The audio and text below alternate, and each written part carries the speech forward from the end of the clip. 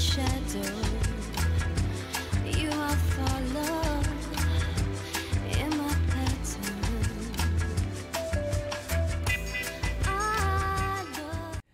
Hello and welcome to the Ladies' Room. Today my guest is Joe Eisner. He's a wonderful architect based in the city, but he's more and more building houses out here. And I looked at several of his projects this morning, and they are wonderful. I like the one in Northwest Woods especially. It's really great. And you're welcome. Thank you. A pleasure to be here. You're working towards sustainability and greenhouses and all of that. And what's exciting? What's the most exciting to you about the new technology as far as architecture is concerned? Well, I mean, there are all kinds of new technologies, but I guess new technologies in terms of sustainability. Yeah. They're constantly evolving new materials, more eco-friendly materials and products that one could use in the built environment, which there's a lot to follow. I mean, it's a rapidly changing field, and new stuff is always coming on the market. Of course, in terms of alternative energy source developments, that usually is the most complex component to introduce, let's say, into a home design, where you're using, say, solar heating and cooling, using solar energy or a geothermal heat pump system. Geothermal's really interesting, Yes. isn't it? Yeah. Because you don't have to go that deep to get heat. Well, yeah, there are different types of geothermal systems. Some go deep, and some can actually spread out horizontally. And of course, that is largely decided on based on the property you have and what your restrictions are. I think one of the very early geothermal projects was in Manhattan, and in a very small building, the only place to go was down, so they had to go. But it's all rock. Yep. Well, they were able to go quite deep, and that's how they tapped into the geothermal exchange. You have to find how to exchange heat and cooling into the ground. It's complex, but that's kind of the basic principle. Right? Yeah. Yeah. And you know, it's not always appropriate. It's not always the right move based on budget.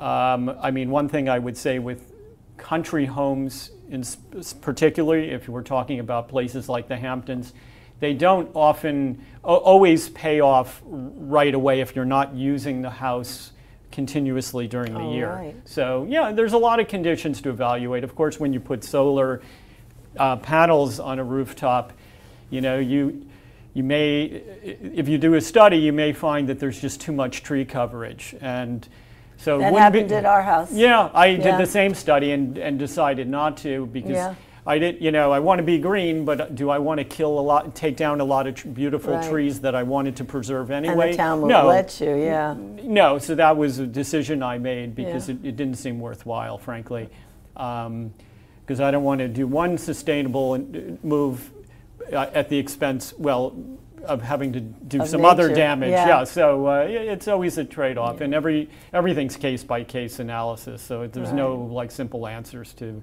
sustainability. When you were a little boy, did you always want to be an architect? How did that evolve? Well, I have wanted to be an architect for a very long time. I would say even before high school.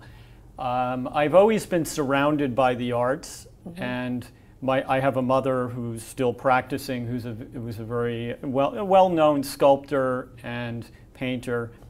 Actually, recently I installed 2 of her gigantic creations on my lawn in my own property, and they were strategically placed to connect with the house. So I was surrounded by the arts from a young age. I actually worked and drew in my mother's studio when I was a kid. And what really attracted to me, I guess, about art was the concept of transformation, where I noticed as I was doing things, just little changes, a change of the pencil stroke, or a change of this or that, or an addition of a hat on a person who I might have drawing. In the end, I wasn't so interested in representation as I was interested in creating my own new idea of something.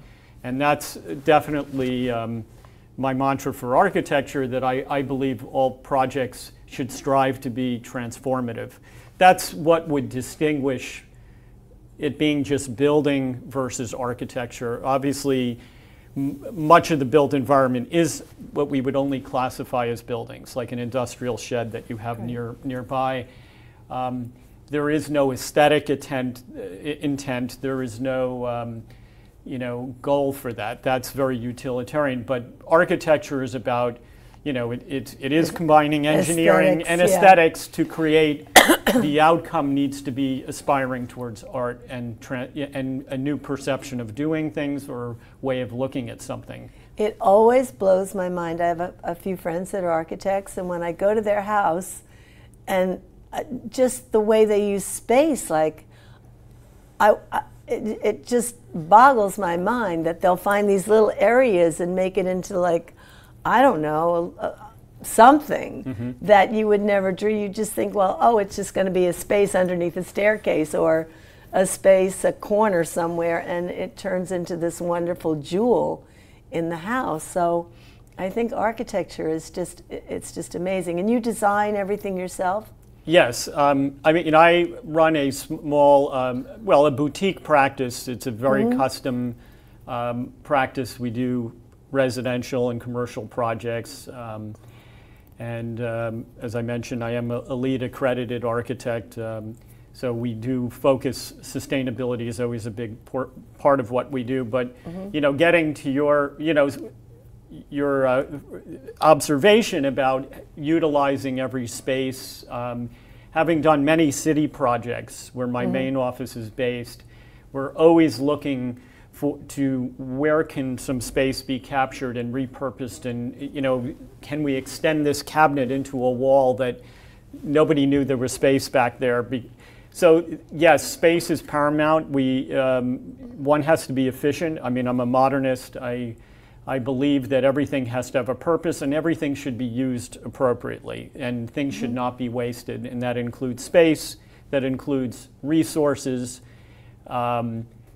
everything. And using materials too, the products and materials that go into a project.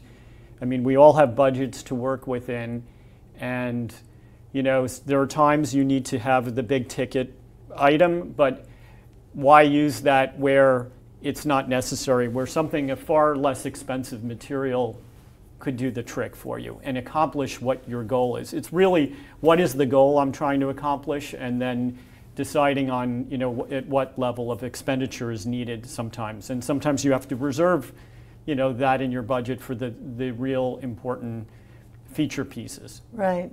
So how long have you been out in the Hamptons?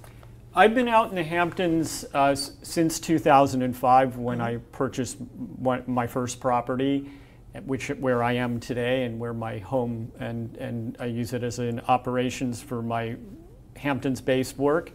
I have a studio space there as well. So I've been out for a while, and I came for professional and personal reasons and ended up really falling in love and wanting to spend more and more time out here. And so now my practice has a Hamptons component to it, and we do work in other parts of Long Island as well. So it's a great sort of satellite office for us to work from. So you recently did a house in Northwest Woods that looks so interesting. I looked at all the photos. Yeah, I think we have a photo of it. Yeah, that one's a couple years old. That just happens to be on the brochure that I brought. I mean, Oh, there it is. Yeah, there it is. I mean, that's a very important project of ours. It was actually designed. I'm also a real estate developer, and I did that particular project as a ground-up development house that I thought I might live in, but I ended up selling to actually the guy, the owner of the Supreme fashion label company, who's very well known, and that's kind of I guess he loved the design, and that's kind of it looks nice really interesting for because us. all the different pictures, it looks so different from every angle, and you did levels of landscaping that it's very cool. Yeah, well, maybe if I explain a little bit about it. Yeah, I'd love to. So it's actually a small house. It's 3 bedrooms. Yeah, only 1,800 square feet. Oh, it is small. But everybody who goes in this house feels that it is much bigger than it is, and part of it Looks is bigger. because what it does is it explores some of my main views of architecture and how architecture needs to effectively connect with the landscape. And this house is very much about connecting with the landscape, drawing elements of the landscape into the house, creating outdoor rooms where one room from the interior essentially flows into an outdoor space, so it feels far bigger than it is. And there's a natural give and take between the two where you move very easily and fluidly between interior and exterior. The picture of the rear picture showing the pool, there's a sheltered outdoor eating area where literally the roof line, that's the interior roof line, projects out into the yard and defines an outdoor dining area. Mm-hmm. So it's a room and it's sheltered, but of course it's an outdoor space. But yeah. Did I read that it was stucco? Yeah, is it stucco or some kind of new version of stucco? There's stucco is one of the materials, so there are multiple materials at play in this project. There's stucco, there's mahogany, Blue Star mahogany. It's a kind of a certifiable, sustainable product that can be bought locally in the local supply stores. And also there's a metal roof on the house, which is also another green, very green element that kind of gives it its cool, like cutting edge feeling. And the metal roof actually aesthetically wraps down to become the exterior wall, which is kind of an interesting effect. Is it very reflective, the metal? It's reflective in the sense, yes, it reflects the heat of the sun. And that's one of the reasons why it's sustainable, because there's not much heat gain.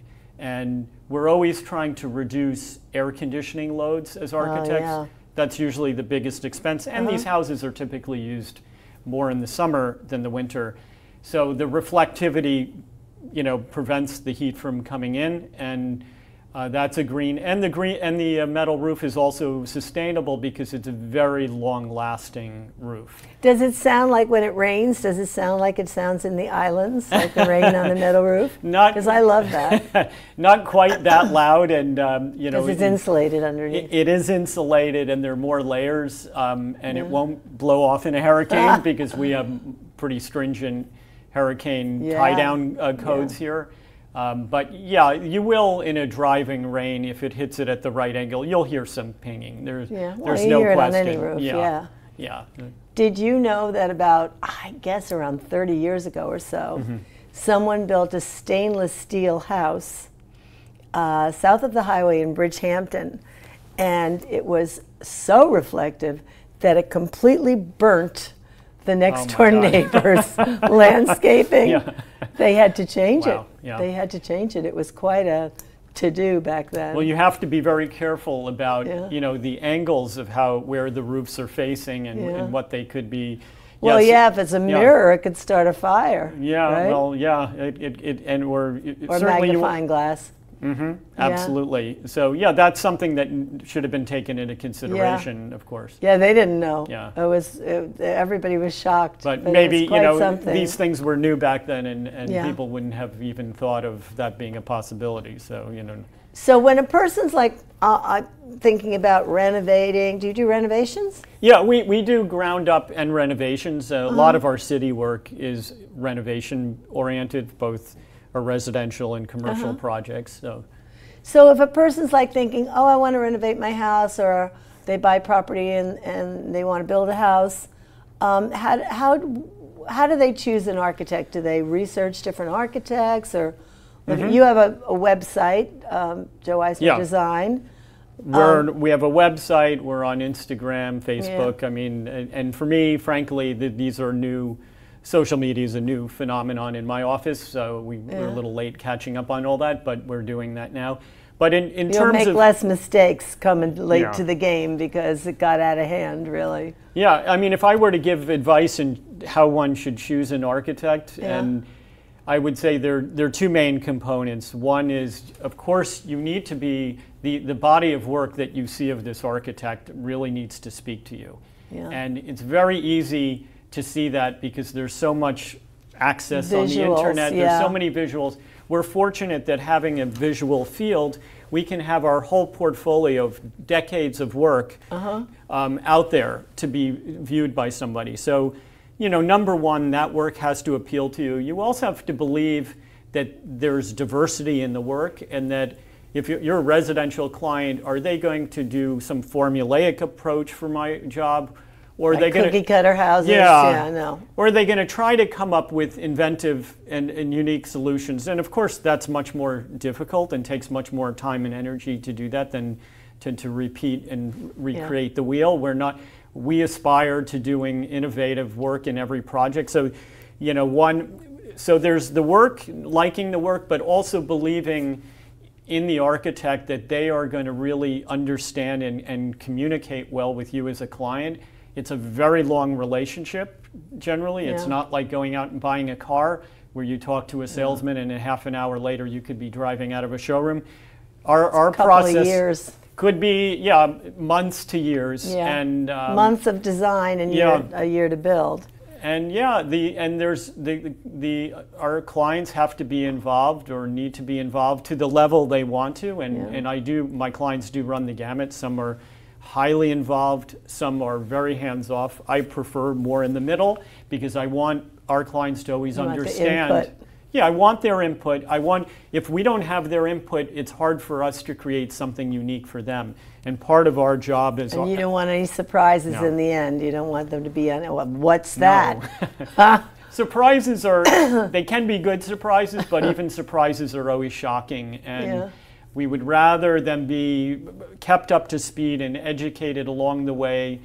And they don't have to know every detail and understand every technical thing that goes into a drawing. That's impossible. But we do want them, the main and key features of what we're trying to accomplish, they have to be very much a part of that. So what is your vision going forward of the modern house? The 1964 World's Fair, they had that GE thing that went around, and you saw the iron that they heated on the stove and ironing, and then it went to the next thing and the wires are all hanging around. And then the last one was they touched a button, the lights went on, the music went on, and now that's at Disney World. That they just moved that. But and that was 1964, and now of course we have all that. Right. Going forward, there's technology that's 40 years ahead again. Well, that's 60 years, but they always want to sell the stuff they already have before they let us have the new stuff. But what is going on? What are the new modern things for architecture? Well, I mean, really, I will stress that the main technological developments are happening in sustainability. And yes, there are always new materials and products available, but ultimately we're looking for systems that are going to better use energy, more efficiently use energy. That's kind of where, and how do we integrate the green, the sustainable movement into design? And it's not just architecture, although architecture is probably most important because we are consuming a huge amount of resources to build. Most of our time, 90% of the average person's time is spent indoors. And the built environment is where we live, where we work, where we do everything. And this is where a lot of energy needs to be focused. But I would just say that there's, it's hard to get into all the technical things. It's a tough question to answer. Well, the smart houses, and now they want us to get these Nest thermostats. And when I lived in California, they were doing that, and then everybody was kind of up in arms because they felt like it was a way for them to be spying on us and know everything we're doing. So I'm like, should I get a Nest thermostat or shouldn't I get a Nest thermostat? What's your thought on Well, this? unfortunately, with technology is has so many applications that yes, one little thermostat can do a lot of things, Yeah. and maybe you can do everything on Yeah. your phone now. Turn on Exactly. your lights, lock your door. Well, definitely smart, and yes, you hit the nail on the head. An intelligent design that's the control systems. Yeah, but then if the grid goes down or the satellite Right. goes down, then what? Well, You're locked out of your house. This is true. This is true. I That's don't a whole. know. That's It's like arena scary that I'm business. not. Yeah. But if you have a sustainable house and don't need all that much power, Yeah. I mean, you can have a generator, of course, too. Yeah. But solar energy can be collected and used directly in the house without having to go back to the grid. If there's a way, and these are technologies that are evolving. You could be self-sufficient in a way. I mean, there are off-the-grid houses now. I wish that Tesla was doing these shingles Yeah. that were solar shingles, but now I heard that he sold that part of the company, or it didn't work, or it was too expensive, or I don't know, but it's a long time coming. I was like, oh my God, that's great. Oh yeah. I think it's just a fabulous idea. It's a great idea, and really what that idea is about, using the skin of a building to actually collect energy. And they're doing it in, that's one example, and there are even glass panels that can also collect energy. Again, a lot of it is the cost-benefit analysis and the return on investment calculations that are being done, and when there will be enough economy of scale to make this efficient.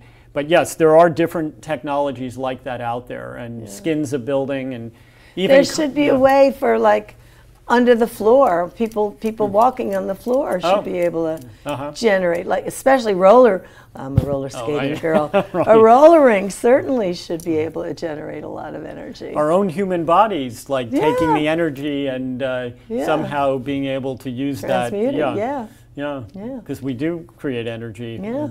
So what are you doing on your own now? Your mom was an artist, and you're an artist.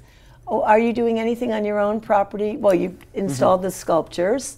Do you still paint, or what are you doing to keep connected to the arts? Okay, well, in addition, I may not have mentioned this, but in addition to being an architect, I'm also a furniture designer. Oh, that's cool. cool. So I guess I do two things that are related to my field, and I do believe that architecture is a broad field that should connect to other things. I would say an example of that today would be somebody like Frank Gehry, who's very affected and influenced by the arts, visual arts, and I am as well. So I'm a real estate developer, I do that, but I also am a furniture designer, and I've been doing that for decades. And what I like about it is it allows me to take ideas and experiment in a way that I cannot do with a building, because first of all, smaller, less costly, less time required.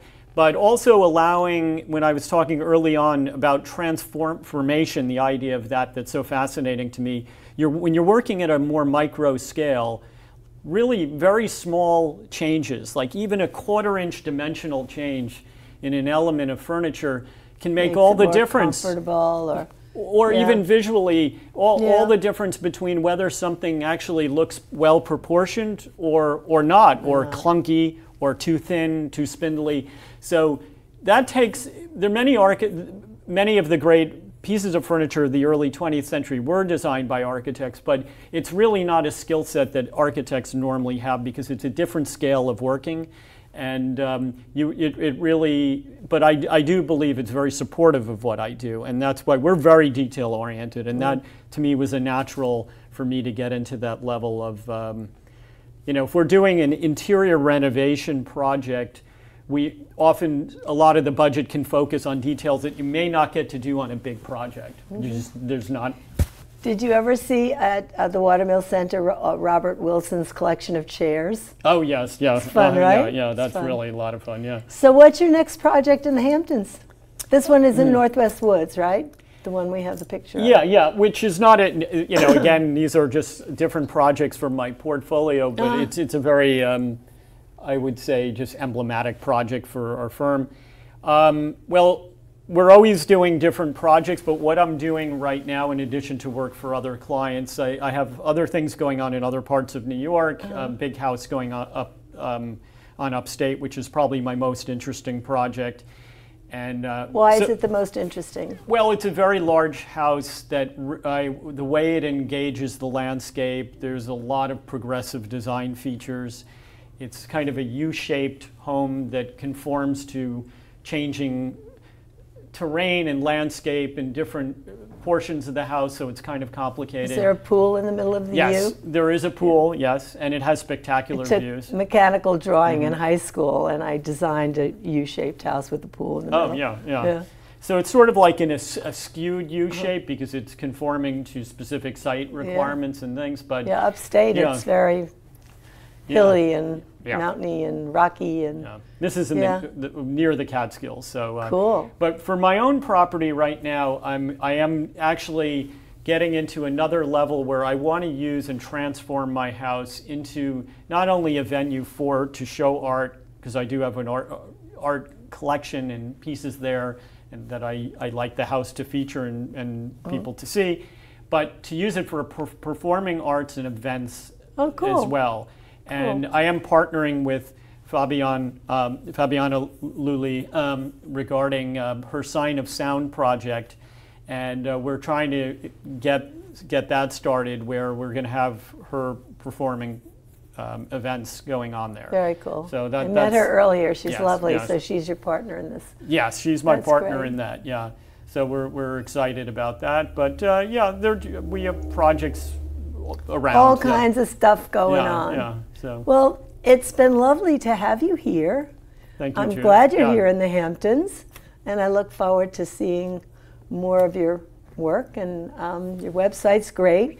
So the website is www.eisnerdesign.com. Right. Okay.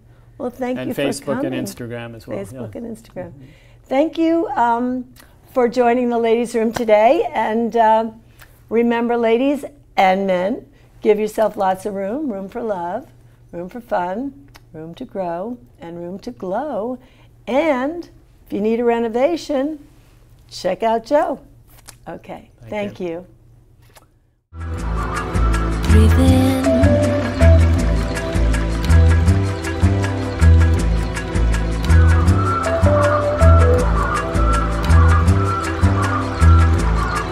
Breathe in.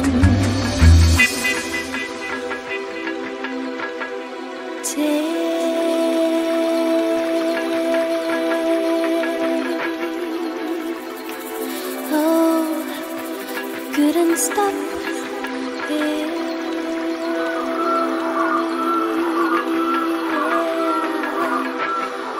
Couldn't stop, no, couldn't stop.